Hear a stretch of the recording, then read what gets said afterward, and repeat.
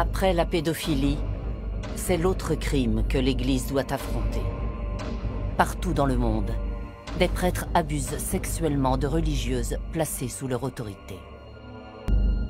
Violées par les messagers de Dieu, des servantes de l'Église sont chassées de leur communauté quand elles se retrouvent enceintes. Les supérieurs s'attendent avec les prêtres leur donnent l'argent, les supérieurs livrent les sœurs chez le prêtre, c'est la prostitution. Ça faisait partie un peu de mon rituel, de faire bien attention quand on me enceinte. Si une religieuse devient enceinte d'un prêtre, qu'est-ce qui arrive? Ah ben là, peut tout arriver, même le prêtre qui demande qu'elle soit avortée. Dénoncés depuis plus de 20 ans par des sœurs de tous les continents, ces crimes généralisés sont passés sous silence et les prêtres, protégés par la justice du Vatican. Tant que l'Église donnera son pardon sans la justice, tant que l'Église donnera sa compassion sans la justice, eh bien les victimes seront toujours victimes et mourront victimes.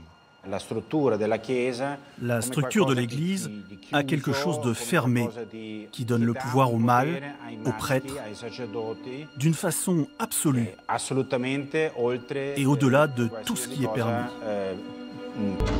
Au terme d'une enquête mondiale qui a duré 2 ans, des victimes, leurs mères supérieures, des prêtres et même des proches du pape François révèlent l'un des scandales les mieux gardés de l'Église catholique.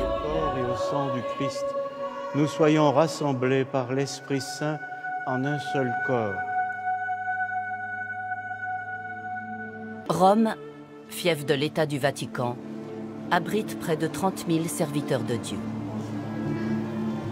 Des religieux et surtout des religieuses envoyés depuis le monde entier par leur communauté pour y parfaire leur formation. 80% de femmes, jeunes pour la plupart, qui étudient autour du Saint-Siège dans l'espoir de s'élever pour se rapprocher un peu plus de Dieu. C'est ce qu'espérait Doris en arrivant en 2006 dans la ville éternelle.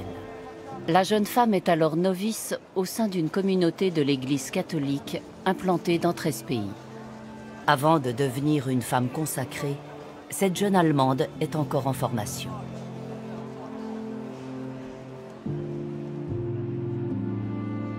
Un an plus tard, Doris s'engage, prononce ses vœux perpétuels. Obéissance, pauvreté, chasteté. À 22 ans, elle se marie à Dieu. La jeune religieuse vit et travaille à quelques pas du Vatican, avec des sœurs et des prêtres de sa communauté. Ce qui va ensuite se passer, Doris a mis 2 ans avant d'accepter de nous le raconter.